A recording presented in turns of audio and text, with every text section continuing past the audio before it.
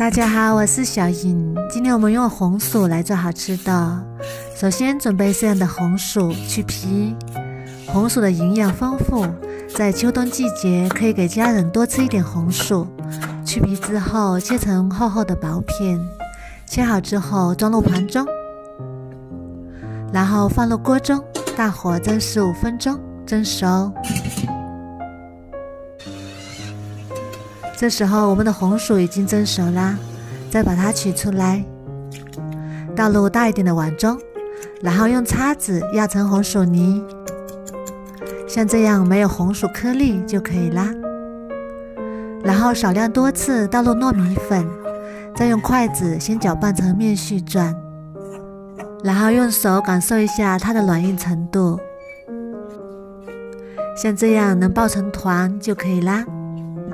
然后再把它揉均匀，如果觉得太粘手，再加点糯米粉，揉成偏软一点的糯米团，然后取出来一团捏一捏，再把它搓成圆球，像鸡蛋黄这么大就可以。然后用掌心轻轻压扁，压成小饼的形状，像这样就可以啦。再准备一个盘子，抹点食用油，防止粘黏。再把做好的小饼全部放入盘中备用。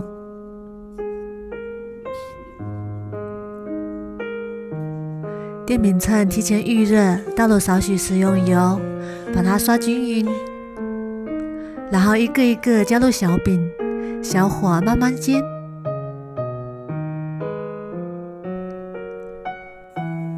表面上也刷点食用油，锁住水分，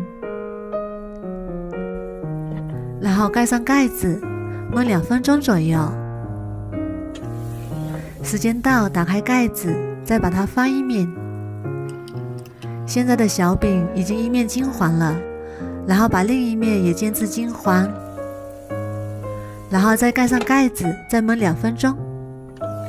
时间到，我们打开看看，哇，好香啊！现在的小饼基本上已经熟啦。然后开盖，再烙2分钟，烙至两面酥脆，这样吃起来更香。像这样鼓起大泡就已经熟啦，这样就可以直接吃了。外焦里糯，吃起来也非常的香。我们先把它取出来，装入盘中备用。颜色金黄金黄的，看起来就很有食欲。锅中倒了1碗清水，再加入几块红糖，小火慢慢烧开，一边煮一边搅拌，搅拌至红糖融化，再把做好的小饼也加进来，咕噜咕噜再煮2到3分钟，然后把汤汁收干，像这样就可以啦。然后把它盛出来，装入盘中，再撒点芝麻点缀，好看又好吃。这样做的红薯小饼真的是太香了，咬上一口软软糯糯的，多吃还能美容养颜，而且吃多了也不会发胖。